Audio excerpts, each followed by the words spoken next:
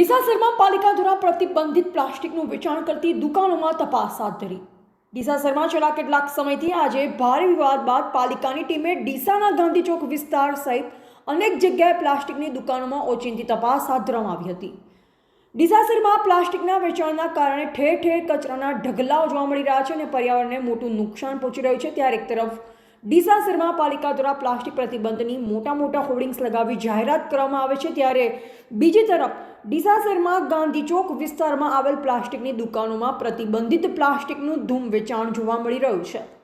ત્યારે મીડિયાના અહેવાલ બાદ આજે ડીસા નગરપાલિકાના પ્રમુખ અને ચીફ ઓફિસરની સૂચનાથી ડીસા સેનિટેશન વિભાગની અલગ ટીમો બનાવી પ્લાસ્ટિકની દુકાનોમાં તપાસ હાથ ધરી પ્રતિબંધિત પ્લાસ્ટિકનો જથ્થો ઝડપી પાડ્યો હતો। જ્યારે નગરપાલિકાના સૂચનાની અવગણના કરવા બદલ પાલિકા દ્વારા દંડાત્મક કાર્યવાહી કરવામાં આવી હતી। ડીસાના ગાંધી ચોક વિસ્તારમાં પાલિકા દ્વારા પ્લાસ્ટિકની દુકાનોમાં ઓચિંતી તપાસ હાથ ધરાતા લોકોના ટોળેટોળા ઘટના સ્થળે ઉમટી પડ્યા હતા।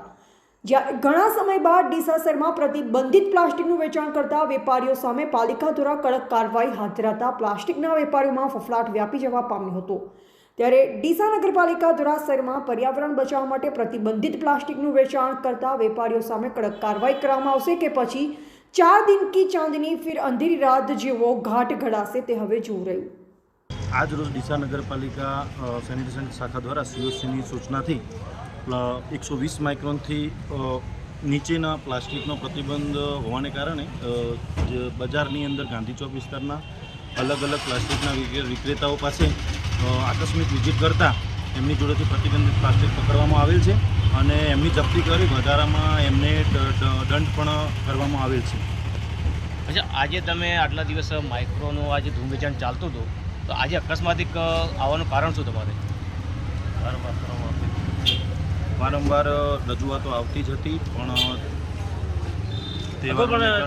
કરેલું જ હતું અને હવે વારંવાર વીકમાં એકવાર થાય એવી સિસ્ટમ ગોઠવવાની પ્રક્રિયા કરવામાં આવશે। તમે સંદેશો શું આપશો કે પ્લાસ્ટિક વિક્રેતા? સંદેશામાં એક જ સંદેશો આપીશું કે લોકોને પ્લાસ્ટિકના જે ગ્લાસ છે 120 માઇક્રોનથી ઓછું પ્લાસ્ટિક ના વાપરે, કાળા જબલા ના વાપરે, જેથી કાગળના ગ્લાસનો ઉપયોગ કરીને જે લેવા પણ આવે એમને પણ કાગળના ગ્લાસ આપવાનો એ પોતે પણ રાખે એ રીતનું અમે સૂચના આપીએ છીએ। નગરપાલિકા દ્વારા આ લોકોને કોઈ નોટિસ આપવામાં આવી ખરી? ના, નોટિસ આપવામાં નથી આપી। અગાઉ નોટિસ આપેલી? ના, નોટિસ આપવામાં નથી આવી। અહેવાલ અમૃત માળી, સંબંધ ભારત ન્યૂઝ, ડીસા।